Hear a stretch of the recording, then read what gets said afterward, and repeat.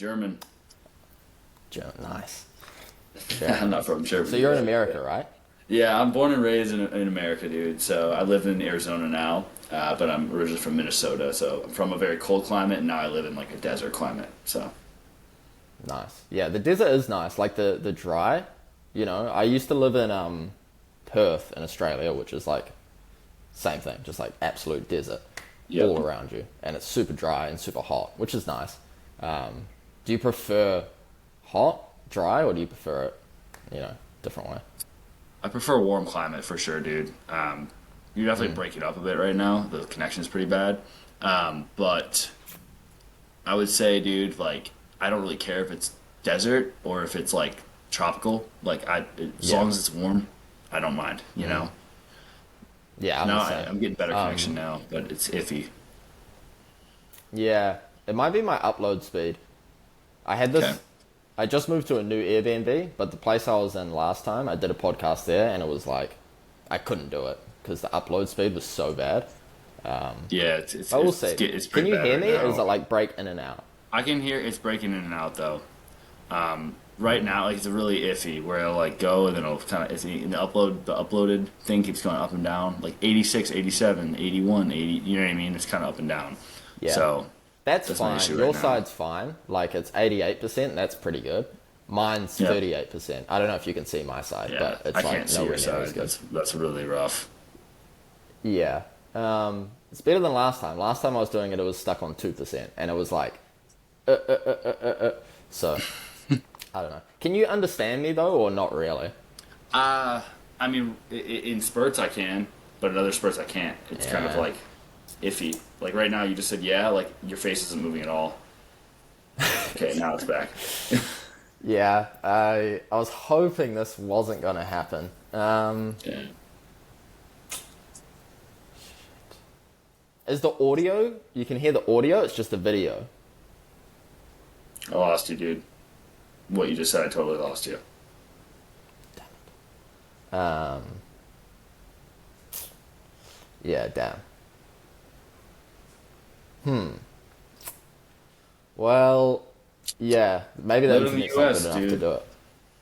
Yeah. I know, right? Yeah, it's tough, dude. I get it, man.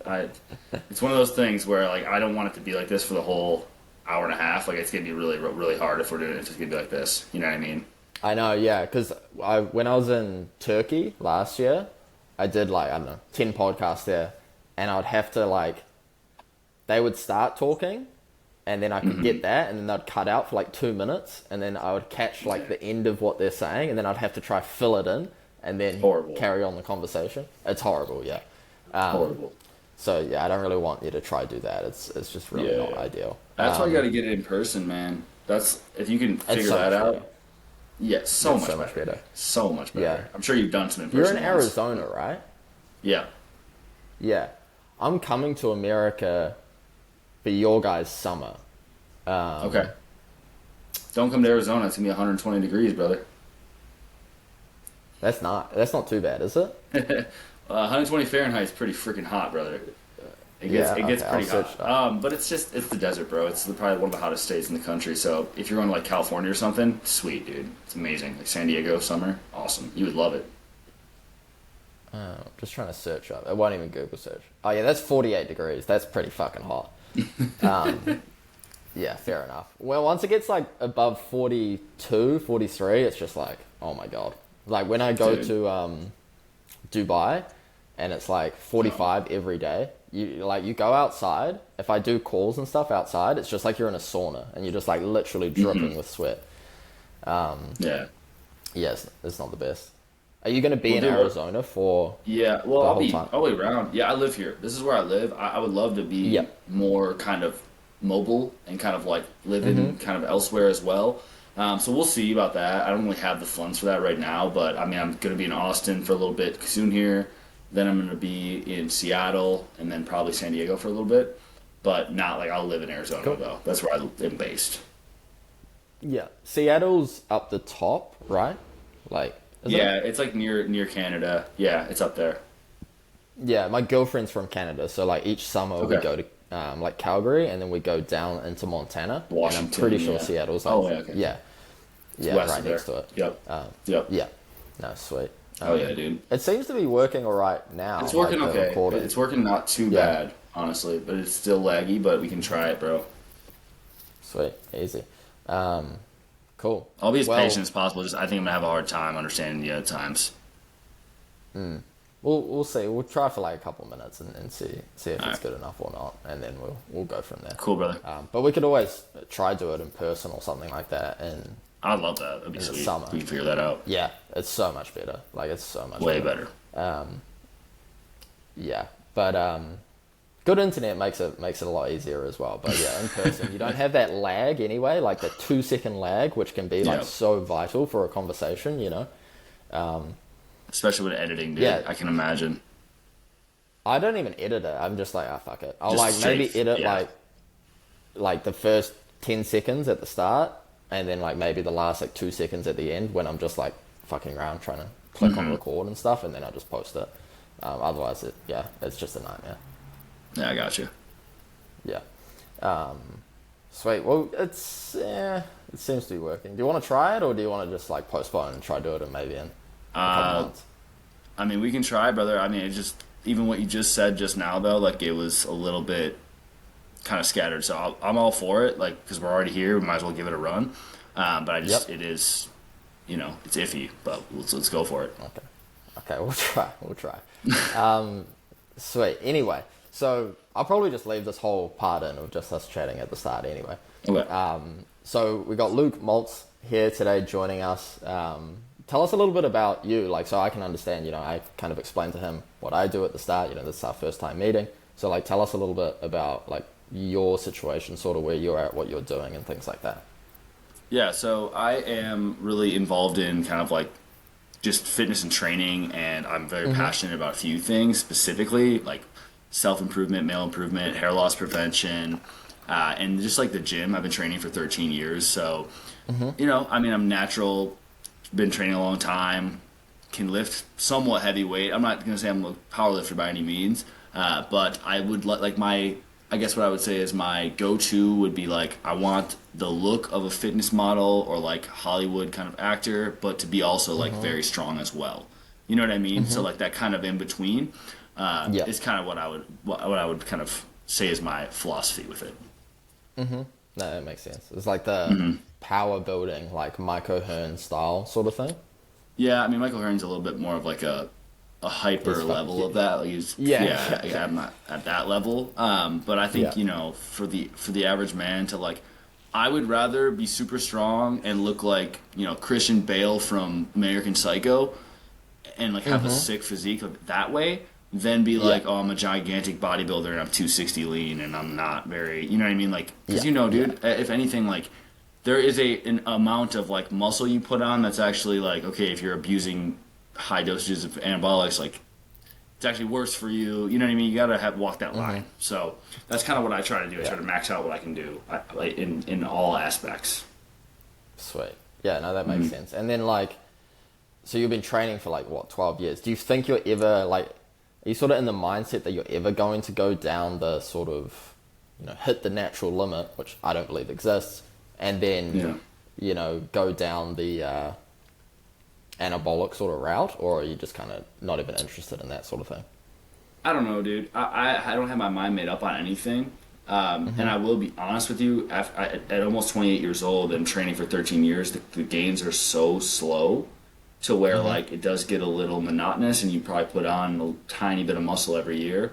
It would be nice to make crazy gains again, or not even crazy, just like something. But no, I definitely will 100% do TRT when I get older. I don't know exactly when. I don't know exactly. I'm not putting an age on it. But I'm not gonna like just let myself decline. Like I'm not just gonna like, oh well, I'm just gonna never have normal levels again. Like I know I've been telling my dad, he's almost 70. I've been telling him he should have been on TRT 35 years ago. You know what I mean? 30 years ago. But that's whatever. Yeah, no, that makes sense. You have a massive decline in overall like quality of life at a certain point. With tests dropping down so much, right?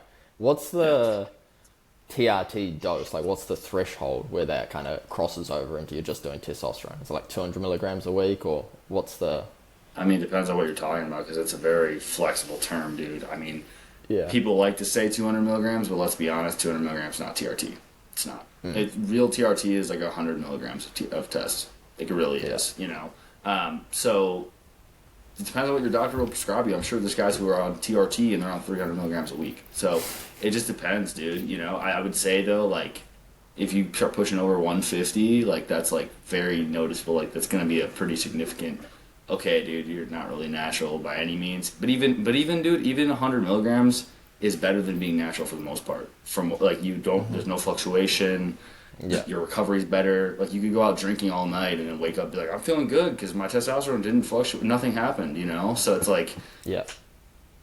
I would say even if replacement dose in TRT is going to give you an edge versus just straight up being. Yeah, for sure. Like, because you're having like you said, the steady high state of testosterone rather than that massive fluctuation throughout the day, right? So obviously it's going to have a positive, I guess, effect on many things that testosterone drives, right? And then I guess like obviously the main thing that we're kind of here to wanting to talk about is like the hair loss stuff, right? And obviously it's like a big passion of yours, and you know, you really know probably a lot about it, probably a lot more than me, right? So I kind of want to learn a little bit from you about like what's your stance on male hair loss and why it's such an issue now, and all that kind of stuff. Yeah, so the main thing, dude, is just that with hair loss, especially, young men were lied to for so long about what works, about what doesn't work, and it's been an issue for a really long time. So there have been so many companies try to market this, that, the other thing. This works, that works.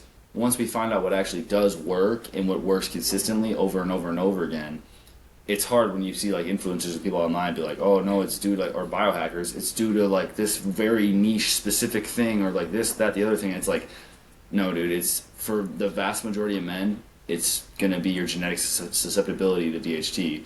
It's just that's how it is, you know, and that's there's nothing wrong with that, but there are things you can do, and we all know what they are, you know, DHT, 5-AR inhibitors. I can get all into that the weeds on that. That actually work, you know. So when you are someone who's a believer in these things that do work, they work for me, and they work for millions of men around the globe. It's hard when it's like, you know, you'll see people online be like, no, it's not genetic, and it's like, bro, trust me, it's genetic. But it's okay if you don't think so, or if you know what I mean. I'm not, dude, and that's another thing is I think a lot of people get it wrong online. People disagree with you, and they'll just like not want to listen to what you have to say, dude. Most of the shit you say, I'm honestly like pretty on board with because, I mean, I think you ascribe some of the stuff to like very like niche, random stuff, but you live a healthy lifestyle. You're outside, you're active, you're doing all the right things in that capacity. I think some of the things you ascribe it to is kind of like, okay, it's a little gimmicky, but there's nothing wrong with that. You know what I mean? Like you're still promoting health and wellness. So I don't want you to get misconstrued there that I'm like, because a lot of people online, like especially people who are of a certain, they're very pro big pharma, they're very pro all these things. I might be pro big pharma in some ways, but I'm not the one who's going to tell people who they can and can't speak to and try to cancel people and all that bullshit. I don't stand for that. So just want to make that stance clear as well, brother. No, that's cool. Yeah, like honestly, I'm just sharing my opinions about things, and I want to find out what is true, right? Because like the whole reason I don't, or a lot of my views are so weird per se, is because like basically what you said before is like young men have been lied to so much, but extrapolate that out into a more broad sense, it's like everyone has been lied to for so long about so many aspects of their health, right? So I kind of have that suspicion that a lot of mainstream narratives are maybe not true or like a half truth, right? And with the just like focusing on the genetics thing for hair loss, right, is like yes, obviously the susceptibility to DHT causing, you know, male pattern baldness or androgenic alopecia. Alopecia, is that how you say it? Yeah. Is obviously like a issue, right? But from what I've sort of seen is like most, well, just talking about like white men, like Europeans, right? This is who it affects the most, I'm pretty sure. Like 80, 90 even like 100% people think of white men have this susceptibility to this androgenic alopecia, right? But then only 50%, depending on the age, maybe sometimes up to 70% of people actually experience the symptoms of it, of the hair falling out, the receding hairline, things like that. And the reason I kind of go against hey, it's just genetics, is I feel like same thing with the natural limit, right? If you put like a ceiling on what you think is possible, it's my genetics, I can't do anything about it. It prevents people from taking steps to treat the root cause of an issue, which might, like you said, which might actually be something that maybe does need medical intervention. But I think a lot of the time it's also derived from your lifestyle and your nutrition and, how much you're out in the sun and things like that. And I feel like there's a massive disparity of people that just say, it's genetic, I can't do anything about it, I have to take XYZ 5-alpha reductase inhibitor, and then they just settle it with that rather than actually taking the necessary steps to improve their overall health, lower inflammation, improve their diet, make sure they have sufficient quantities of zinc and things like that in their actual nutrition so they can cure it or prevent symptoms of the end product from happening, and they can do it without any pharmaceutical intervention. That's kind of what I'm getting at when I say. I think but I can't really honestly, type bro, I that probably out heard into about a thing. Okay, I probably heard about 80% of what you just said, but I'm gonna run with what I heard. And honestly, some of the things you just said are really good points, because what people don't realize too is a lot of the finasteride fear mongering is because of this exact thing. People's mindsets and where they're at in life, they're not doing all the right things before they get on the medication, and they also go into it thinking, oh, what if this medication gives me side effects? And they think about that and they ruminate on it, and people don't realize how important mindset actually is, and like belief, like, oh, I might get XXX side effect, and a lot of people gaslight themselves into having side effects, dude. So exactly what you're saying is, if you don't have your ducks in a row with your nutrition and you're at least eating somewhat correctly, then like you can have hair loss issues. But the odds are, dude, and I'll be honest with you, the overwhelming odds are, if you're going bald and you're younger, I would say 95% of men who are going bald because of androgenic alopecia, not because of some weird, he has alopecia areata, or he has this other, whatever it's called, telogen effluvium, because of a deficiency. It's almost always because you have a baldness gene, and DHT is binding to the androgen receptor on your head, and it's miniaturizing your hair follicles. That's what's causing it, dude. You could have the most dialed diet ever, and if you have a strong susceptibility to DHT, you will go bald. There's really not much you can do about it. You could have I could be the most biohacked person. I would love to know like what your family history looks like, because you claimed you reversed your hair loss, or like you started seeing some signs of hair loss. I'm very skeptical as to like how the extent of your hair loss and like what it looked like. I have a feeling it was probably like some very minor shedding at some point, and it was 8 years ago, so you've obviously corrected it. But I'm just saying, I mean, when I was a kid/teenager, I ate Pop-Tarts all day and didn't eat any good food at all, and my hair was fine. You know what I mean? That's why you see homeless guys with the worst anything imaginable, like the worst everything, eating the shittiest food you can imagine, perfect heads of hair. They have good genetics. Sure. Not all of them do. Some of them are bald as shit, and then there's guys like, who could be the most biohacked dudes ever, who are doing really well, and their hair still is kind of like iffy, you know. So it just depends, man. But I do believe some of the shit you're saying, especially with I don't want me to change the subject too much, but with the diet stuff, when you're like 90% of things come from food, I think people don't realize how much power just being a healthy body fat percentage is.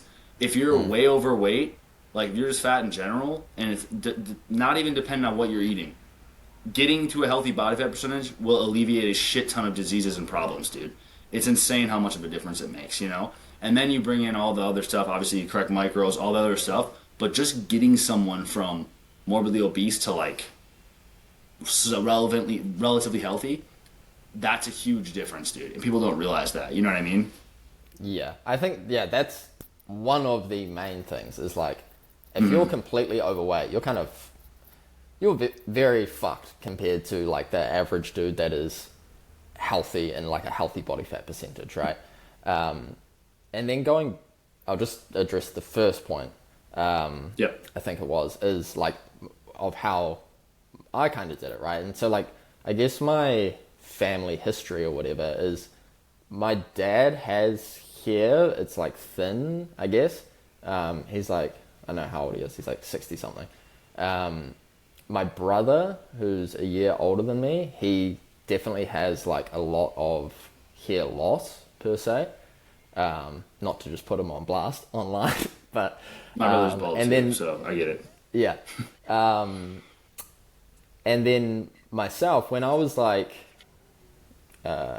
17, like last year of high school, like 17, 18, 19, I was living a pretty unhealthy diet per se. I was still super lean. I was still, I don't know, 12% body fat or whatever. And it kind of fluctuate maybe between 12 to 15 sort of thing, depending on other factors, right? But then I was obviously drinking a lot of alcohol. I was eating a lot of like fast food and just like not processed food, right? And really unhealthy.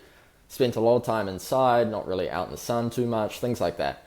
And I had a lot of like, like receding hairline, right? Which is like the male pattern baldness type of thing, like Norwooding, you know? And I noticed it and it got like thinner and thinner and thinner and thinner over like a year or two. And then it was like really far back, you know, it was like far back here. And then I wasn't really too like, I didn't really care too much about it. That wasn't really the reason I started getting into health, you know. But then when I did start really focusing on my health, eating proper food, not drinking alcohol or severely reducing the amount of alcohol I was drinking, you know, having sufficient micronutrients from high quality food. I was always training, so that really isn't a variability. I was always, you know, doing some sort of movement. But getting more sun and things like that, just living a generally healthier lifestyle, getting out of like a office-based sort of, you know, life, sedentary life. And then, yeah, it just kind of started growing back. I didn't do any sort of pharmaceutical intervention, you know. I just changed my lifestyle, and then I had a lot of hair regrowth, and then my hair grows so fast now, it's kind of annoying, you know. And everywhere, like on my face, on you know, everywhere, it grows really fast, and it's much thicker than it used to be, and I'm getting older, so it's like, yes, there is like a genetic predisposition, you could say, since people in my family do have this sort of thing, but they live vastly different lifestyles than me. You know, like say my brother, for example, is like the polar opposite of my lifestyle. He's inside all the time, probably doesn't eat the healthiest food, etc., right? And then obviously there's genetic difference between siblings as well, but like having that genetic disposition and a family sort of unit, most people in my family on the male side have that sort of thing. My uncle has it for sure. He's like really receding. Both sides, all uncles, granddad, same thing, you know. So I'm kind of the only one that doesn't really have that much, if any, or probably a little bit, you know. You know what I mean? Yeah. I know what you mean. I mean, you are 27 years old, so I just, most men are going to go bald between the ages of 25 and 35, almost always. And the thing is, too, is not to mention that it isn't like an overnight thing. It's a slow accumulation of DHT over time. And I would contest to what you're saying, that I would love to see what your hairline actually looked like at 17, 18. And it could have just been, because a lot of people's hairlines do mature around that age, to be honest with you. So that's another thing that's kind of like a bit of a conflicting variable there. But dude, the thing is that you're in the age of like 25 to 35 is where you typically go bald, or you see significant amounts of balding. When's the last time you saw a guy with a perfect head of hair at 35 years old, and then all of a sudden in his 40s he went bald? Almost never, because you've been a full-grown adult for a long time. If you have the DHT sensitivity, over time it will it'll wear away. You know what I mean? It'll get thinner over time for sure, even if you have the sensitivity and you're 35. But like, most men, if you have good hair at 35, you're gonna have good hair for life. It's not always true. There are men that have balding later, even later in life, but like almost always, dude. So that's something that if I'm you, I'm keeping an eye on it and just keeping my eyes peeled. I mean, but it sounds like for you, you wouldn't even consider because you're a very like nature appealing individual. It sounds like you wouldn't even consider doing finasteride or anything like that. You just let it go, which I admire that. Me Yeah. personally, I'm good on that, bro. I want to keep my hair. So it just depends, Fair enough. on the person, you know. Yeah, I'd probably just like shave it off. I'm honestly even close to shaving it off now. It's so annoying. It's so like, yeah, it always gets Well, in you'd the way. look sick And with a things buzz like cut, that, right? though. You'd look good with a buzz cut, bro, if you do it. I'm probably by the time I get to America, I might be sick of it. You know, especially when it's hot and like doing boxing and stuff, and it's always in my eyes. I can't see shit. I'm like, I just want to cut this off. But Yeah. yeah, like when I was like I said, like 17, 18, like it was really noticeable, and I feel like a big thing was obviously like the diet and nutrition things like that, but I feel like a really big thing was sunlight. So I would not go outside that much, and I'd always wear like a hat as well, right?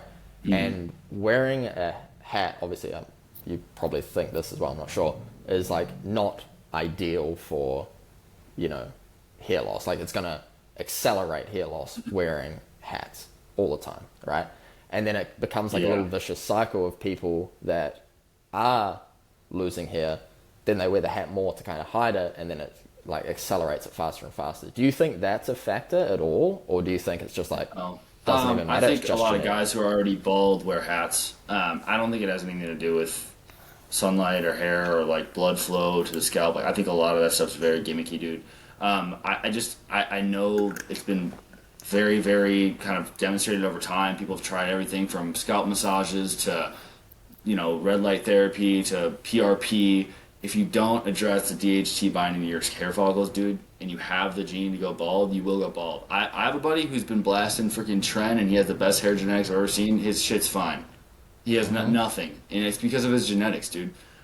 His dad, full head of hair. His mom's dad, full head of hair. Like he will have a full head of hair his whole life, because this dude's on DHT derivatives, like everything you can think of under the sun. Multiple grams of gear, zero hair loss, zero. If I were to do that, dude, my shit would have melted off my head instantaneously. It Yeah. wouldn't take me very long. So, and I'm not advocating people even try that because it will taking exogenous steroids will, if you have the gene, will accelerate your baldness for sure.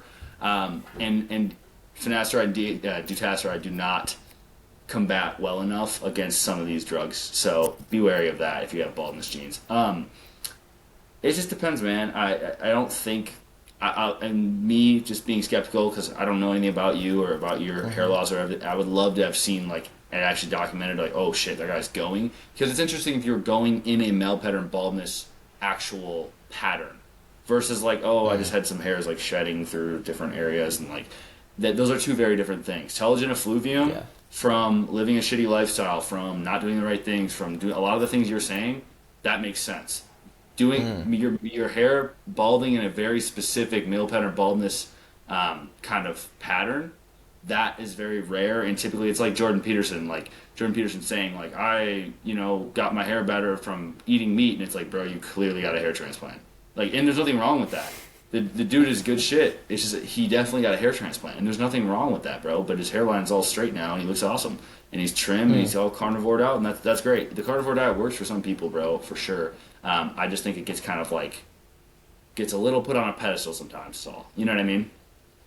I think everything gets put on a pedestal, Oh, depending on who you're talking to, 1000%. right? Like, obviously people have like an emotional bias built in about typically what they do, and they're more likely to put things on a pedestal, right? Going back Well, to because like it's what part you of their kinda said. identity, you know. And Exactly, sometimes, right? If you know. if you attach your identity to XYZ thing, like the best example of this is like vegans, right? Like that's their whole thing. So if you say something against that, they really like lash out in like an emotional kind of way, right? Yeah, Which is okay, 100%. but it's 100%. probably not the best way to kind of convey information, right? Going back to what you said, like, yeah, just from my experience, what I saw, I wasn't like losing hair everywhere. It was just like, like the receding hairline, like this little part here. And it was getting like the little, I don't know, like the Vegeta sort of thing, Yeah. If you've watched Dragon Ball Z, I mean, I can tell from looking at your hair right now, you have some slight, very slight yeah, recession, but it's like it's a normal yeah, like male hairline, bro. It's not like yeah. it's nothing noticeable. I mean, I have to really get in there to be like, Yeah, oh, he's got hair now, loss. right? But like I'm saying, this is almost like 10 years ago, right? Or eight, Yeah. 9 years ago. It was like much worse. Like, far further back. It was like back here, and then it kind of regrew, further forward as I made these changes over time, right? And then one thing I kind of wanted to like ask you about is this is what I sort of would think, like thinking about it now more, because I never really think about this too much about like baldness and DHT sensitivity and things like that. But if you think about like it's like a spectrum, right? And you have people all along the spectrum of like this DHT sensitivity in the hair follicle, basically, right? And at the like extreme, you have like the guy that's like, no matter what he does, basically what you said, no matter how healthy he is, whatever, he's still gonna lose hair. Yes, I'm not denying that that's probably true, right? And then on the other side of things, you have, doesn't matter what they do, they're gonna keep their hair, like your buddy or your guy that's blasting anabolics, and he's gonna keep his hair no matter what, right? And you have this like large spectrum, and there's like every increment along this thing, right? Yep. Do you feel like there's a certain threshold where it's like, okay, you have to, it's just genetics, you're fucked anyway? Or do you think, okay, lifestyle and diet, obviously, but also just like general lifestyle, more so like getting sun and things like that, is going to actually change where you are on this, or like, it's going to have an effect, like this large middle ground of this spectrum, your lifestyle is going to have a massive effect on whether you do actually experience the hair loss. Because I'd feel like I'm not on this, like, the trend guy side. I'm not on this other extreme. I'm sort of somewhere maybe in the middle, right? Yeah. And then I was experiencing those hair loss symptoms or whatever, or male pattern baldness symptoms of the receding hairline, things like that. And like while living a bad lifestyle, while, not getting as much sunlight, being vitamin D deficient, things like that. And then after that, I kind of, fixed it per se. Maybe not, I don't know. But from what I've seen, by changing lifestyle. So I don't know if that makes sense at all. I'm just trying to explain it. Makes total sense. Makes total sense.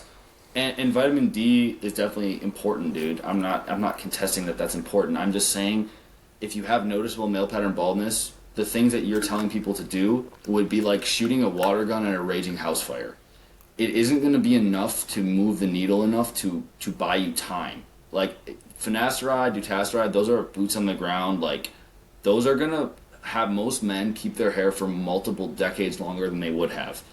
If you like just optimize your D3 and like you know what I mean, like a few things and optimize your lifestyle, and you have noticeable male pattern baldness, it's going to be really difficult, dude. I mean, you can take minoxidil, that can buy you a little bit more time for sure, but you're still not addressing the root issue of what's going on. And I do think, obviously, eating enough micronutrients, getting D3. D3 is really important in general. But like, it's one of those things, man, that like I just think the vast majority of men that are actually noticing hair loss, if they just follow your advice, will go bald. And it's different for you if you say, I was kind of like noticing some recession. Like, it's not characterized very well. There's no photos of it. I can't really verify how bad it was and what it actually looked like. And also, bro, I'll be honest with you, I know social media. I can make my hair look like shit now. I can, you know what I mean? Like, I can like do little tricks and like, oh, bro, I'll be honest, and this is from creator to creator. I exaggerate how bad my hair loss was too sometimes, bro. Like, I could take a really bad photo and be like, oh, dude, it was fucked, and I got all the, you know what I mean? Like, that's a part of the game, is like leaning into exaggeration, stirring controversy. Like, that's why I know your post, it might not have been 100% reflective of your true beliefs. It was kind of like, yes, I do believe these, and they're kind of half-truths, but I know social media, so I lean into them, which is a beauty. I'm happy you're doing that, because you will grow. You have the right aesthetic. You have the right kind of lifestyle. And I know you wholeheartedly believe some of these things, but also I know you stir up controversy. I do the same shit, dude. I do the same shit. But I'm just very passionate about like helping young men, telling them what works, what actually works, and what will actually have them prolong, like keep their hair for a long period of time. Yes, if you have very minor hair loss and you want to try natural remedies first, go ahead. But if you're really going significantly, oh, this guy's Norwood freaking 4, getting on D3 is not going to work, dude. It's not. Yeah. And that's just the reality of it. You know what I mean? Yeah, and with the D3 thing, I'm not talking about supplementing D3. I'm talking about actually Yeah, like, you getting mean from the sunlight, sun. right? I know what you mean. I know what you mean. And like, yeah, if they're at like, what's the Norwood scale? It's like 1 to or 0 or whatever. I mean, to yeah, like 6 the or 7 or Norwood, something dude, like that, right? yes, to 7, but it's just kind of like, that's just like very general. Like, it's not Yeah. really indicative of actual hair loss, really. The kind of thing I'm going at with like what I'm about to say is like, yes, if you're at that stage of like, it's completely kind of fucked already, you know, yeah, you're probably like too far gone, right? Yeah. And then maybe you need some pharmaceutical intervention if you care about it that much, or if you just don't care, you could just shave it off, or whatever, right? Or you could Yep. try a natural remedy for it, right? What I'm kind of saying is, hey, this is what I saw or I experienced with myself of like, hey, it was receding for sure.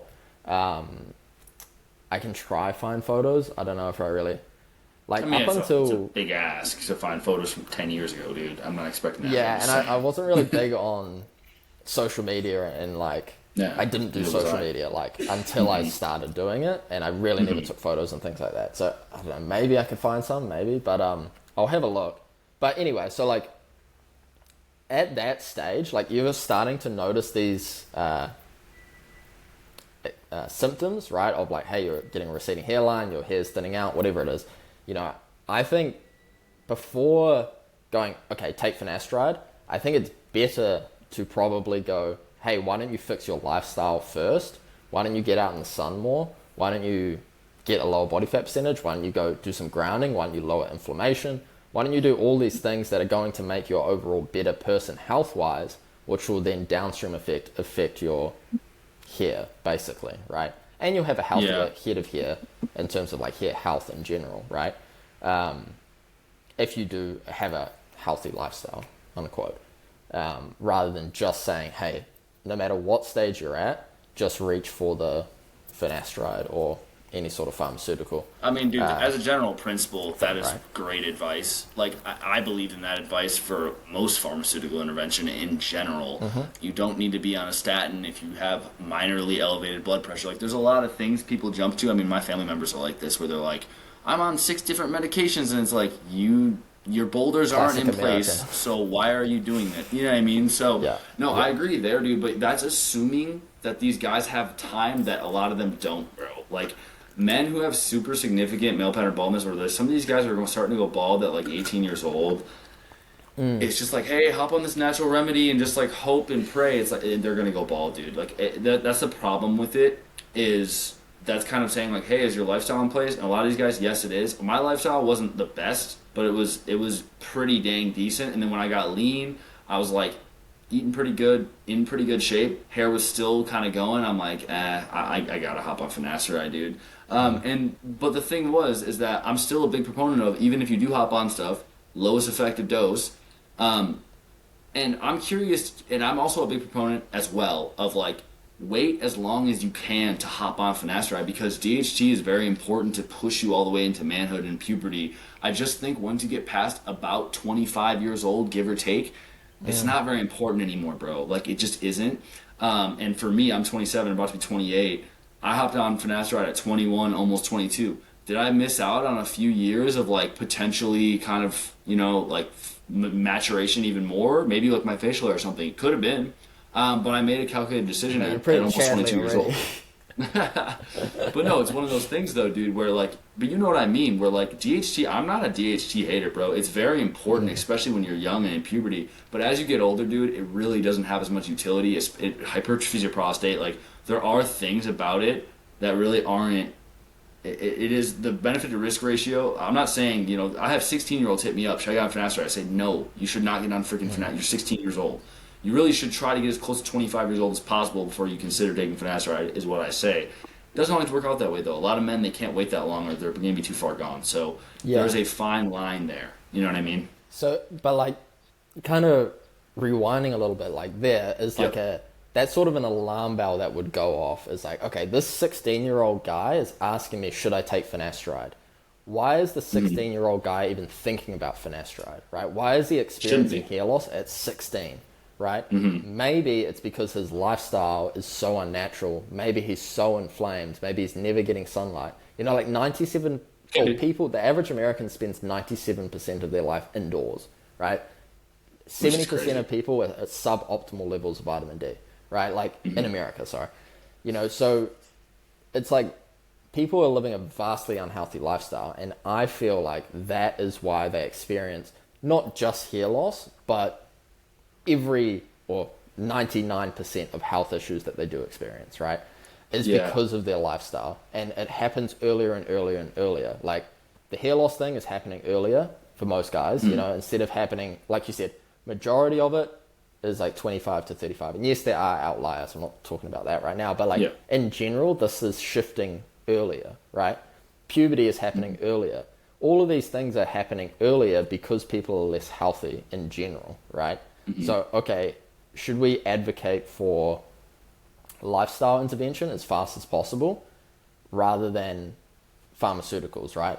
And then if it's just genetics, why is such a bad lifestyle affecting this so much that everything is happening earlier and people are getting sicker faster, if that makes sense? I think a lot of that, this whole like narrative that all this is happening earlier, this that men are losing hair earlier, that's a lot of smoke and mirrors. And I'll be honest with you, 16-year-olds, dude, are a lot of them are hyper aware of their hair and hyper aware of what's going on, and they're not actually losing hair. Or if they are, they're losing their hair is maturing hairline, insignificant stuff. Like when a 16-year-old tells me that he's losing hair, my first reaction is I'm very skeptical that he's actually losing hair. Oh, I had a few hairs in the shower fall out. Like that's just like, bro, you're not actually losing hair. And that's the thing is like, it does happen, but it's exceedingly rare when people are that young. I'm not saying it doesn't exist, but one kid was like, I hop on dutasteride and I'm 17. I'm like, that's just a bad idea. You shouldn't be on dutasteride at 17 years old. That is the age where I agree with you, where like you should be looking into lifestyle factors. You should be trying take minoxidil maybe. I just don't think hormonal intervention at 17, 16, 17 years old is a good idea. Really anything under 18, but really under 21, but really under 25. You know what I mean? Like I do think though there does come an inflection point where DHT is like it's I don't like believe in like the whole it's a trash hormone and all that stuff. I think it has its utility, sure. But like the benefit of DHT is how androgenic it is and how it can push you through to puberty and make you become a full, red-blooded man versus, testosterone isn't powerful enough to get you where you need to go. If you're just on testosterone alone, if you've ever seen those where they have those like pseudo hermaphrodite people who they don't have the 5AR gene, so they Yeah. only have testosterone, and it does like a half-assed job of pushing them through Yeah. puberty where they end up jacked. Like they actually have muscle, but they have micro penises because they never developed fully. If you've ever Yeah. seen those before, those are Yeah, super yeah, interesting. yeah. I know what you're talking about. Yeah, Yeah. yeah, super. So I weird. agree in that way, bro. Like, no, I don't think 16-year-olds should be hopping on any hormonal. And yeah, you're probably. I mean, there's definitely utility. Like, dude, you need to be active. Like, if you're not active, I mean, a whole bunch of things can happen. We can get into a whole different thing with like, I have guys who are like, bro, I got all these sides from finasteride, and I ask them, I'm like, what does your life look like? And they're like, oh, I game 8 hours a day and jerk off 4 times a day. I'm like, well, bro, maybe it isn't the finasteride. You know what I mean? Yeah, yeah, yeah. No, 100% right. Yeah. And I'm not really talking about like the side effects. I think like the side effects of like say finasteride, right, or anything that's kind of lowering DHT is like sexual dysfunction, typically, right? Something along those lines. Yeah. But like what I'm kind of Yeah. trying to get at is like, okay, we have this spectrum of yes, sensitivity, right? DHT sensitivity in the hair. At what point do we say, oh, it's all genetic? Or at what point do we say, okay, you can actually change this with lifestyle? And if you can change it at any point with lifestyle, it's not just genetic. You know what I mean? So that's why, like, I feel like it would prove my philosophy on this that it's not genetics, Yes, obviously genetics play a part where you are in the spectrum, and there is points of like, okay, you're this guy at the far end, you're kind of fucked no matter what your lifestyle is. The other side is like you're good no matter what like your lifestyle is, but the vast majority of people aren't at those crazy extremes. It's probably like a standard deviation kind of thing. I'm not sure. I'm just making this up, but I would argue it's probably the exact opposite of what you're saying, where like there are very, very small guys with very minor hair loss that could probably do a few things, make a few tweaks, and they'd be okay. Anyone with significant hair loss, especially if they have family history, there's not much you can do. If you need to be on a 5AR, or if you want to hop on topical antiandrogens, that'll work too. It's almost the exact inverse of what you just said, where it's like there might be a small, very small population of people who were either losing their hair from other factors, or they do have DHT sensitivity, but it's very, very minor, and they were able to kind of correct it through. I mean, there's stuff like saw palmetto. There's natural remedies you can use, rosemary oil, D3. There are things you can do that may have a very minor effect. But if you have anything that is really noticeable, like I use ketoconazole shampoo, that is very, very minor. That makes a very small difference. so do you So think they're things like that, dude, at the you could extremes? get in something. So do you think like most people are either, I don't know. So like what's the percentage of people like dealing with male pattern baldness? Like 50%, 60%, something like that? Like pretty high, right? So do you think I like lost you, dude. Go on again. nah, Hold up, because you're cutting out a little bit. I got you now. back now? Okay. Yeah, I got you. What I'm saying is like do you think say 50% of people are in that extreme on the spectrum and then the other 50% of people are at the other extreme and there's like very minute amount of people in the middle? Do you think that's sort of how it's working? I think hair loss in general is a spectrum. I mean, there are going to be guys that slowly bald from, ages really honestly 18 to 35. I started noticing at 20. I didn't get it on anything until I was almost 22, but it was slow enough to where I was like, I know this is going to be a problem. My older brother was bald by the time he was 26. So, I kind of got to be smart about this and figure it out. And I didn't want to be in denial. So, dude, do I think I would have gone fully, would I be fully Norwood 7 horseshoe bald right now if I didn't hop on finasteride? Probably not. But I would be considerably thinned out hair, like diffusely throughout my scalp. And it would be very significant. I look at my uncle, a lot of my uncles on my mom's side, they have very significant diffuse thing. A lot of them have very, like, their hairline is intact, it's just kind of far back, and then it's diffusely thin throughout the scalp. My dad's the same way. My dad has the exact same thing, like me, but he has back here is bald, and then he has very thin, diffusely thinned out hair. And his has been like that for the last, I don't know, 40 years. My dad probably went, I don't know, he probably had that bald spot in his early 30s. And he's just been kind of like that from his whole life. So do I think he got bald from random lifestyle factors that influenced him to stay, like, to get that very specific baldness pattern? No, I think it was genetic. You know what I mean? Like, I think he just had that male pattern genetic baldness there. And then once it started to go bald, the other hairs weren't as DHT sensitive, and he didn't lose any more hair. Okay. So that's essentially what it is. That's a fair point. That's a fair point, right? Do you think My dad's as never well, taken like, any 5ARs whatsoever. do you think there's like, for me as well, but like an emotional bias of, hey, I've done this thing, so this is what I think works.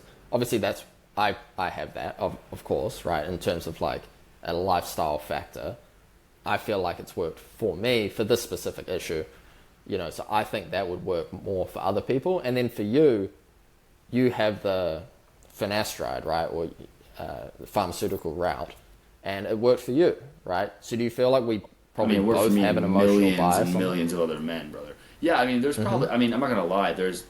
I am biased toward, like, I know finasteride works for millions of men, and it's been repeated over and over again and shown to work repeatedly. That's why I believe in it, dude. I don't just believe in it because, and honestly, bro, for you, I get it. Like, you got your thing, but like, you're a good-looking Australian dude, good genetics. Like, it's kind of hard to be like, yeah, it worked for me, bro. Like, I know plenty of dudes in all walks of life who've taken finasteride and they've hit me up and said, thank you, brother. I was losing my hair loss is stabilized because you were raising awareness about this. You were telling men what actually works. And I'm like, thanks, man. I appreciate it. I want you to be successful. I'm not telling you, hey, just go put some pixie dust on your head and it'll go away. And that's what, like, actors used to do, bro. Like, they were on finasteride and doing freaking hair transplants and saying, no, I rubbed this this random herbal blend on my head and it made my hair grow back and it's just a lie, bro. You know what I mean? So, but if it worked in your case, bro, that's sweet. I'm happy for you, and you don't need to take finasteride, or you don't need to do all these pharmaceuticals. And I'll be honest with you, the only thing I take, that's it, is finasteride. I don't take any other prescription. I don't plan on taking any other prescription. I'm not pro big pharma and all, like, people are just, they characterize you as that because you take finasteride. No, I just want to have my hair. I like having my hair. That's it, you know? So, I guess you could say I'm biased, but I'm also, there's a lot of peer-reviewed research that says otherwise, that it does work in a lot of different, areas. So, and put up against placebo, it works better than placebo repeatedly. So, I mean, it depends, dude. It depends on what Yeah, you're, I'm not what you're denying thinking. the fact that it obviously works, right? Obviously it works. I'm not saying that it doesn't work at all. Obviously it works, right? But then also if you're going down this route of like, it works for millions of other people, so does lifestyle intervention, right? So that's what I'm saying. I'm like Lifestyle trying interventions that pertains to hair loss, I don't know about that. Lifestyle intervention for lifestyle in general, yeah, I agree. I would say if you have significant male pattern baldness, lifestyle intervention does not work as well as finasteride does. I would But in almost all it's cases. but it never starts as significant male pattern baldness, right? It starts at a small amount and then it gets more and more and more and more and more, right? So do you think is there any correlation or causation of an unhealthy standard American lifestyle, super high inflammation? Okay, Do you think all I that has an heard was, effect at is there all? any correlation out of that? Completely lost you for like probably 10 seconds. What about now? Am I back? I hear you a little bit now. Okay. What I was saying is, do you think there's like a correlation or causation between the American lifestyle of super high inflammation, no sunlight, or very deficient in vitamin D, between that and this hair loss accelerating? Or is that it's just genetic? Okay, I don't know if it's okay. Well, everything is going to be genetic mixed with some environmental factors. But what you're ascribing is you're taking a very specific, like, oh, the American lifestyle, and then you're just saying hair loss and just saying that's why. And it's like that's not the case. They might coincide sometimes. There might be kind of some correlation there. But no, there are people with really shitty lifestyles, terrible lifestyles that have great heads of hair. You can try to optimize your lifestyle and see if it helps your hair, but the overwhelming odds are if you have significant baldness or even anything really noticeable baldness, it's not going to be enough to move the needle to keep your hair, brother. That's all I'm saying. And I'm not saying the American lifestyle is good. I am not a health person, bro. I'm not a health guru. I almost lean into the bullshit because it's fun. I'll eat Pop-Tarts and then be shredded and look sick, and then I'll like laugh at people because it's funny. But I also know that they're not good for you. I'm not going to say like this is the shit, this is awesome.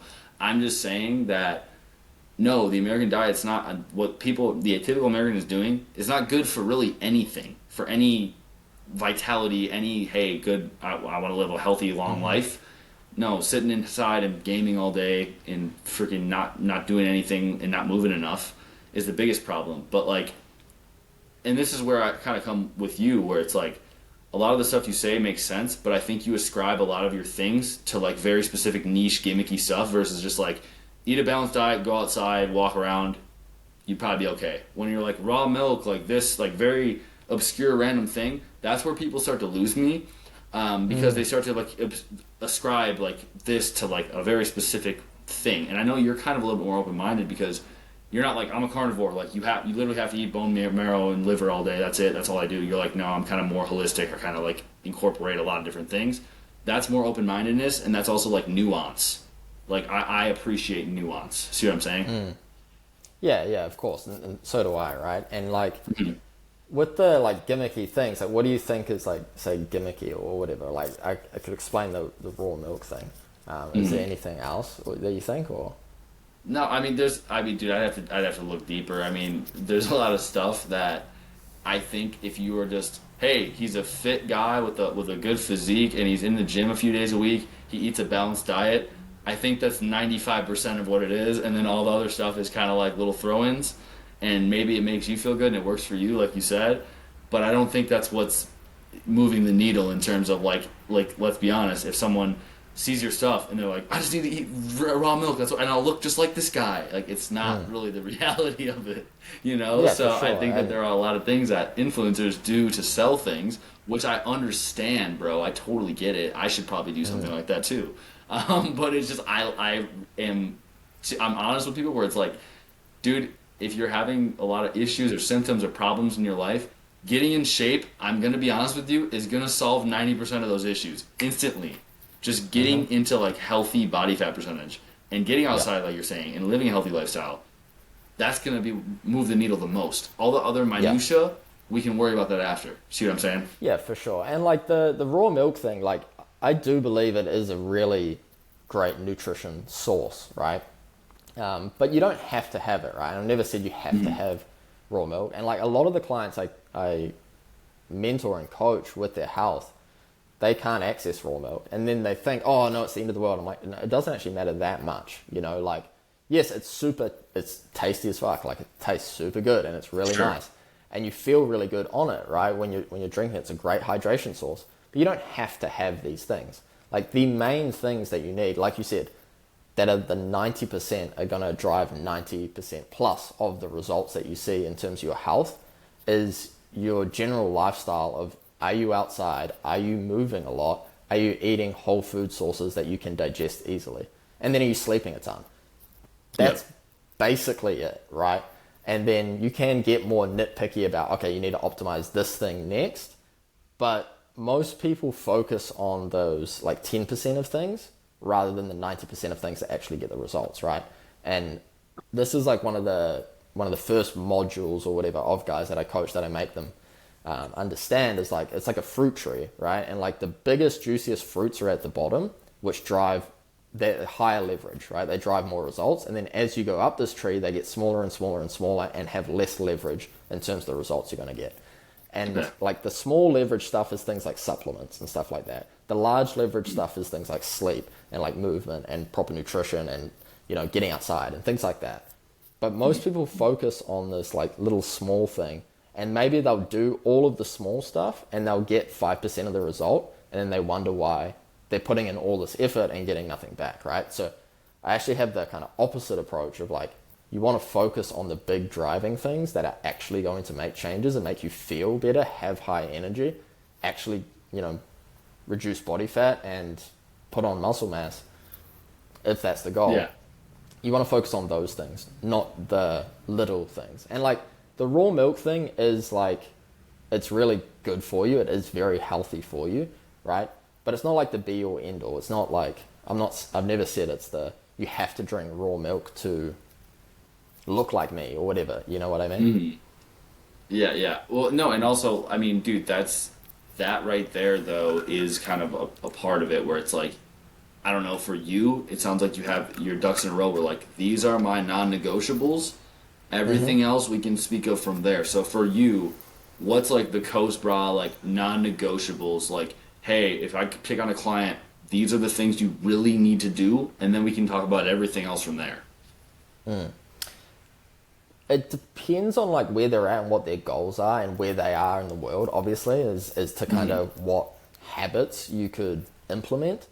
But like universally, it's like move more, be outside as much as possible, even if it's cloudy, even if it's raining, you know, try just eat your meals outside, you know, get more natural light in your eyes, reduce artificial light as much as you can. Like your light diet is really important.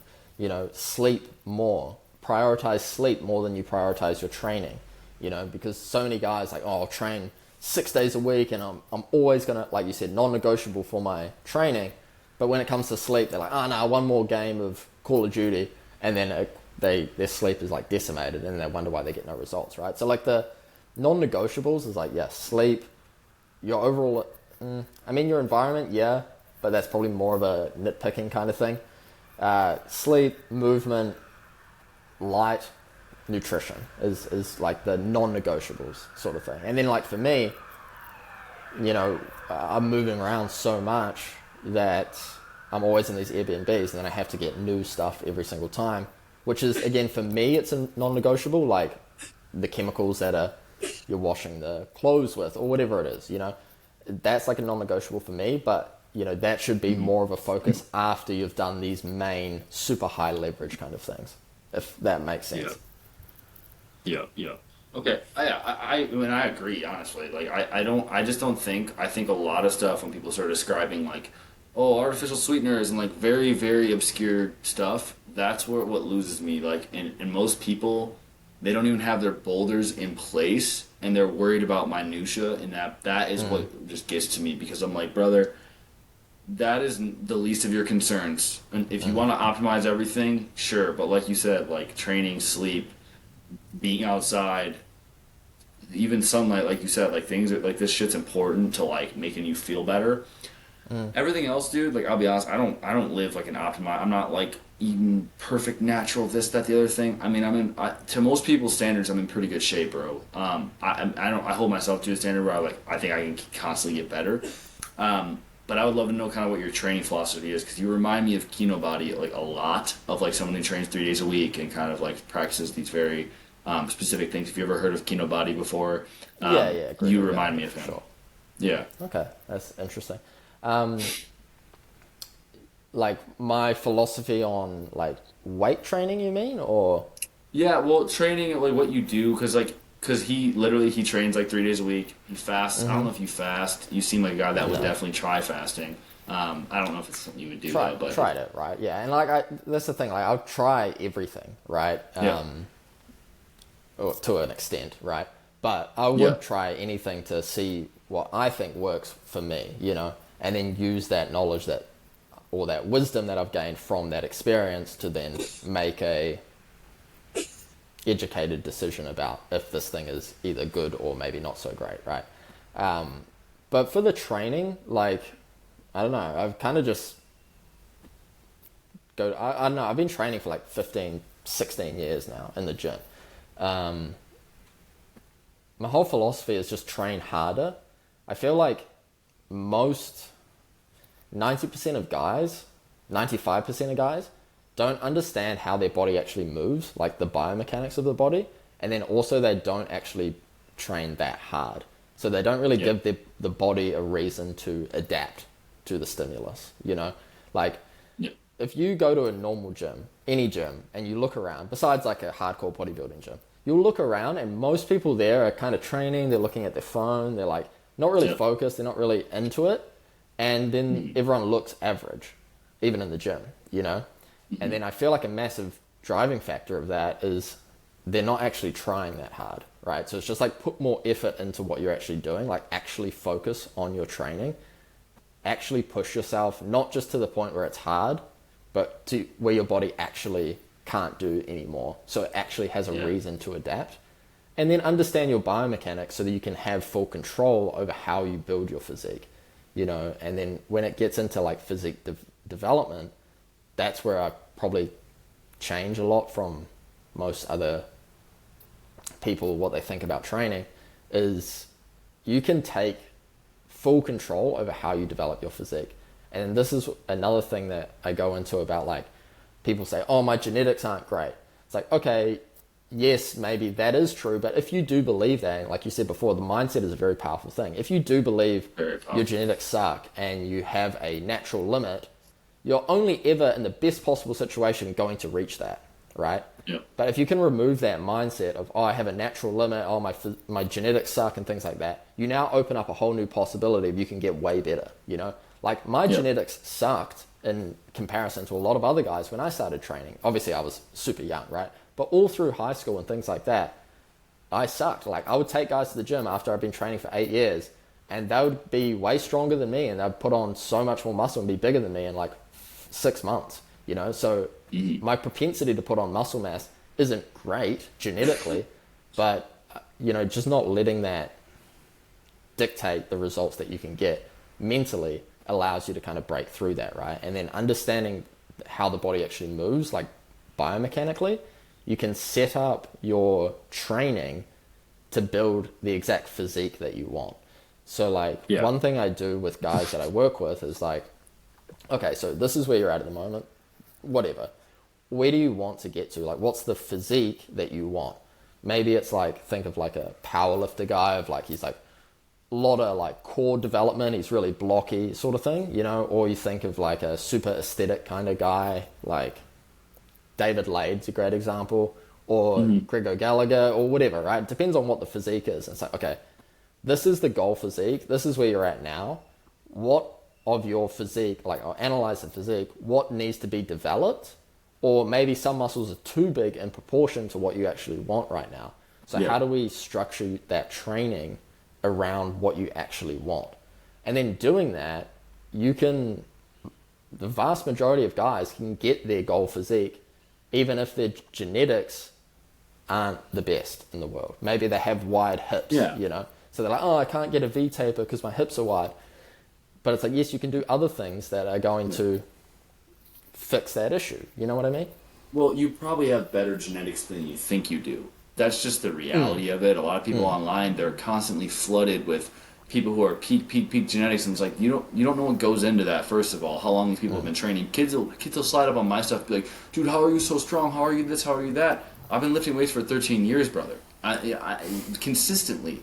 You know what I mean? So it's like, sure, when I was a kid, I thought I had bad genetics too. Like, but I didn't train long enough. I didn't get in the gym long enough. I didn't fall in love with the process long enough, not the result, the process, to actually understand, oh, wow, okay. And then a switch flipped where I hit about 23, 24 years old, and people started to look at me like, dude, you're my goal. I want to be like you. And I'm like, that was a weird shift because I was like, dude, no one thought that. You know what I mean? But you realize that you're inspiring younger people, and you're like, oh, they look to me for advice now because I'm supposed to know what I'm talking about. But all I've done is just come in the gym and just been consistent for a decade plus, and that's what happened, you know? So, no, I definitely understand exactly what you're saying. I was asking more so, like, what your philosophy is. Like, or do you just do, like, 3 days a week up, like, a full body? Like, how do you train, I guess? Oh, right. I kind of, like, change it up quite a lot. At the moment, I do, like, 4 days. I don't really have, like, a set amount of, like, okay, I'm going to train this amount. I don't really have that sort of structure, per se, to it. It's more so try to get more in tune of my central nervous system and how well that, or the fatigue levels of that, if I could actually have the capacity to push through, not just when it's hard, but to like the actual physical limit. Because, you know, some days you're like, a great example of this is like a really taxed nervous system is like after you train legs or something like that, you're just like a little bit retarded for like the next day. Oh, yeah. You know what I mean? Yeah, 100%. So like just kind of getting more in tune with that and be like, okay, I am actually recovered. I can go really hard now. So it's typically something like 3, 4, maybe 5 sessions a week, depending on how well I'm recovering, how well I'm sleeping that night, stuff like that, you know? But Okay, like, so you do a split, though. Like, you do like a push-pull legs or like some type of... No, I do like, at the moment, what I'm kind of doing is like a legs. So like, you know, quads, hamstrings, glutes, calves, and then abs. And then I'll do chest, or it depends on how I'm recovering. Maybe my chest still isn't recovered, so I'll do the next thing. I'll do back or something like that, right? Then I'll do like chest and neck. And then I'd maybe do the following day back and maybe some neck as well, depending if I did neck, like depending on how well I'm recovering, you know? And then maybe some abs again, and then the following day do some medial delt, or like, you know, the side delt with arms, and then just kind of repeat that process depending on what's recovered. But it's not like, oh, I'm doing this, then the next day I'm doing that, then the next day I'm doing that. It's more so like, where am I recovered enough and my central nervous system is not taxed that I can actually push that muscle group or groups to their absolute limit. And then I just repeat that process over and over and over again. Do you consume any caffeine at all or no? Yep. Yeah, I drink coffee, yeah. I lost you, dude. I didn't hear what you said. Ah. You got me now? Yeah, I got you now. Yeah, I drink coffee. Like, I just moved into this Airbnb, and I just got another coffee machine because I didn't have one. So, yeah. Okay. Do you notice a difference? Honestly, not really. I just like drinking coffee. I just like the smell of it and like the taste. I don't really drink it before I train or anything like that. I just kind of drink it throughout the morning. And typically I work in the morning. You know, I like get up, go for a walk outside, watch the sunrise, and then work all through the morning, have some food and stuff like that, and then go and train. Yeah, I don't know, like midday-ish, or maybe go to the beach and then go train after that. Okay, that makes sense. Do you? What are your aspirations? I guess with like social media and stuff. Do you just want to like keep doing what you're doing, keep growing organically, and build like the right type of people around you, or like just because some of the content you push is very like it makes sense. Like it's like okay, hey, this is like an eye grabbing thing, like which I understand. I do a lot of the same stuff sometimes.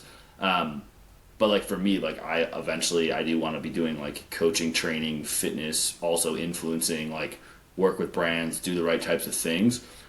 For you, are you just like dead set on all I want to be is a coach, or like what do you want to be a content creator on like a larger scale, or like what's kind of your I guess your goals there? Um, I wouldn't say like content creator. I don't know. I feel like content creation is kind of, I don't know. I just don't like a lot of the people in it are like kind of weird or something, right? But like, I just kind of want to help more people with what I do. And I feel like the best way to help people is like on a one-on-one basis, but then also like you can help people more generally with more general kind of advice. But for most people, they need like, hey, what are you doing right now? A hands-on sort of approach, right? So that's why I do a lot of like one-to-one coaching. That's mostly what I do. But then I also have like a lot of free stuff. Like I have a free community with like, I don't know, like 600 and something people in there that I just have free stuff for them. More so for like young guys and things like that, and people that aren't like ready to actually invest in their health, but they're still kind of interested, you know, so like they can still make progress health wise. And then like I guess like social media is more so just a way to reach more people that can then be helped, because there's like a massive thing at the moment that like so many people are sick and like not living a very healthy lifestyle, and it's kind of getting worse and worse and worse and worse. So it's like we need more people that are actually trying to prevent that from happening, because it does actually feel good when, like you said, like it feels good when those guys message you and you're like, dude, you saved my hairline, I feel so much more confident now, I'm so happy, thank you so much. You know, it does feel good when people talk to you and they're like, hey man, you actually saved me, I was like super down and I didn't want to like do anything with my life anymore, but now I've like found a new way to be passionate about something and look after my health, and then now I'm looking after my girlfriend's health, or I'm looking after my parents, or whatever it may be, right? And it does feel good doing that, and I like it's fulfilling for helping people. Yeah, it's fulfilling, right? And it has that like purpose of what you're actually doing, rather than just like, oh, I'm going to enter numbers in a spreadsheet so I can get money, so then I can buy XYZ thing, you know. I don't really care too much about like a materialistic standpoint of things. Obviously I like traveling and things like that, but you know, and I travel around and then see clients or people that I work with, or just like random people, you know, meet up with them. Like I met, I don't know, 50 something people that I know from online, you know, all around the world last year. And then I'm going to do the same thing again this year, but come to America. Obviously most people are in America. And just kind of connect with more people that have like a similar type of outlook on life and health, and then through social media you can make those connections, because without social media 100%. It's kind of hard to just like I would never have talked to you, you know, and like I've learned stuff from you, you know, so exactly, that's kind of the idea behind it, I guess. Well, what I like about you, dude, is you're actually willing to like kind of hear people out and conversate, and like even like a random dude on Instagram, you were like, hey, if you want to hop on here and like talk to me, it's an open invitation. But most people, especially people that are like very pro big pharma, like you'll know this, like they're gonna say no. They don't want to hear other, you know what I mean? Other kind of. That's why like when people are like there are guys who make a lot of content of like Gary Brecka's a grifter, blah blah blah. And I'm like, sure, he says a lot of gimmicky stuff that isn't true, or there's a shred of truth to it, but isn't really true. But that doesn't mean they shouldn't have him on the podcast. That's where you guys lose me, is when you're like, no, like you shouldn't allow him to be platformed. Like that's where people lose me, is with that kind of mindset. So 100%, I don't agree with that, dude. And I'm the type of person that like, bro, I want people to be able to speak freely, even if what they're saying is bullshit. I don't care, bro. You know what I mean? Yeah. So I agree 100% there. Yeah, like the censorship of ideas is like a quick way to basically neuter society, you know? Yeah. But you know, as long as it's not like actively harming people of like, hey, we're gonna go there's a X Y Z level, to this guy, obviously, of course, right? But like, yeah, those sort of people that aren't even willing to explain the point or whatever, you know, you just kind of got to not even engage or not even like read it at some point, you know, because you cannot please everyone, right? No matter what you say, some people are going to love it, some people are going to hate it, right? And typically the people that, again, with that strong emotional response, they're more likely to say something, you know. So if they love it, they'll be like, oh, that was awesome, man, thanks so much. Or if they hate it, they're like, oh, you're such a fucking idiot, da da da da, you know. So like, if you constantly read that all day of like, oh, you're such an idiot, it kind of rewires your subconscious mind to almost believe it a little bit, you know. So you kind of have to be careful about that as well, of not believing maybe everything that they say, like that people say, right? And you're not trying to like please the crowd, you're just trying to get an idea out, and then I think being open to learning new things as well, because like you said, like so many guys no, this is 100% correct, and like, oh, the science is settled, and like the perfect example of this is like the COVID, like vaccines, right? Like, oh, the science is settled, you cannot question this thing, and then, you know, time passes and okay, the science changes, because that's what science does, you know, like we're just trying to figure out what's happening and if it's true or not. Maybe something better will come along, right? And then I never got it, man. I have nothing against people who I just didn't need it, and I was like, I'm exactly good. right. You know what I mean? Like, I know you're in Australia. I don't know if they might have forced you to get it, brother. Nah, I was in New Zealand at the time. Okay. I was in Australia, and then I went to the supermarket, and I was like, what the heck? Like, there was nothing there. And I was like, what the fuck's going on? So then I went back to New Zealand for like a year or so, or a couple of years. But yeah, like suppressing opinions isn't, or like, that's never the best way to convince someone that something's true or false, you know. And true and false isn't so binary as well, you know. It's almost like it's a lot of gray area, you know. Like, if 100%. something can be true to you, but it doesn't mean it's true to someone else, right? And then a lot of things that actually make something true is how you think about it. Like, we're talking about the genetic limit or natural limit, or what are the people, I think it's like natural limit, right, of their physique, what they can accomplish. And then if they think that's true, it will be true for them, you know what I mean? And then it's the same with everything 100%. else. Like, if you think, oh no, I can't escape my job because it's like so risky, then that's going to be true, and you're never going to escape your job if you hate your job, right? Goodness, it's that sort of stuff, you know. It's all like a mindset thing as well. And then if you suppress information so much and suppress people just sharing opinions, even if they're not an expert on the subject, like I'm not an expert on hair loss, right? But that's appeal to nature and appeal to authority fallacy, brother. Like that, there's so much of that where like are you a doctor? I don't need to be a doctor to know a lot about hair loss, bro. Like that isn't something that is. A lot of doctors don't know shit about what they're talking about. Actually, though, you know what I mean. Yeah. So you need to learn to be skeptical of hearing things online or even not online. Just always be wary. You know what I mean. There's a lot of truth in what people are saying. There's a lot of not truth in what people are saying. The truth usually falls somewhere in the middle of what people are saying. Yeah. So no, I definitely agree with what you're saying there, dude. Yeah, the are you a doctor thing's the best. It's like, oh my goodness, dude. Are you a doctor? All the time. It's like, no, it's like, oh, we can't listen to you then. It's like, okay, you've listened to a doctor your whole life and you're not the healthiest Look where it person. got you. Do you think? Yes, exactly, right? But there's not that connection in the mind of like, okay, you know, this has caused this thing, you know, but you know, and like that's why I'm so skeptical about all of this stuff, right? Of like all of the mainstream narratives, because like this is something I tell my clients as well, right? Is like they're like, oh, I'm the only person that cares about my health that I know, or like this feels so weird or whatever. It's like, yeah, it might be weird, but look what all the average people think. And then do you want to be average? Because like how you make a life or a reality it comes from your actions or your habits, right? And your actions and your habits are derived from the way that you think. So if you think something's true, you'll do habits that bias that truth, and then your reality will flourish from those actions that you take. So if you think the same way everyone else thinks, more likely than not, you're going to experience the same reality that everyone else thinks as well.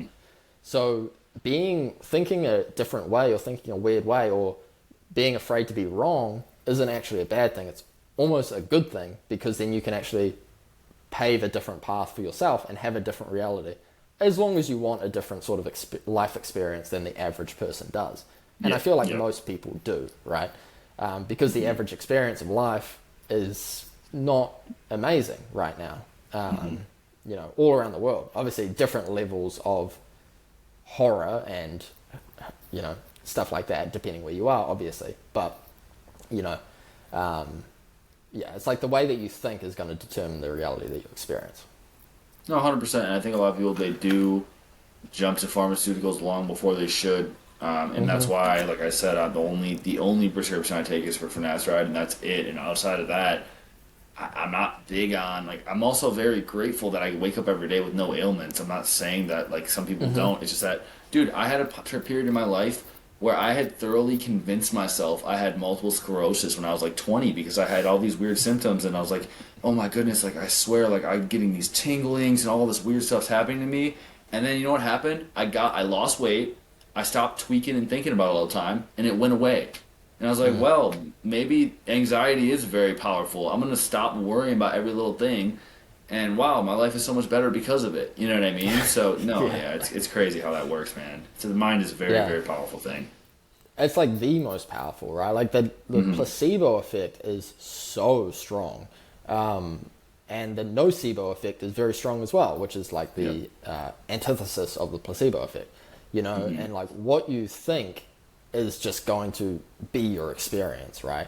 And if you think, oh, everyone's out to get me, you'll see it everywhere, and you'll think like just because someone's looking at you, they're like, oh, like a great example is hair loss or something like that, right? It's like you're like, oh fuck, I think I'm losing my hair, and then someone looks at you on the street, and you're like, oh my god, they noticed my freaking hair loss. Oh, that's so bad. You know what I mean? But they're probably just looking at like, why is that guy looking at me like that? You know? But you just like, you can. It's like a confirmation bias of what you're already thinking. You know?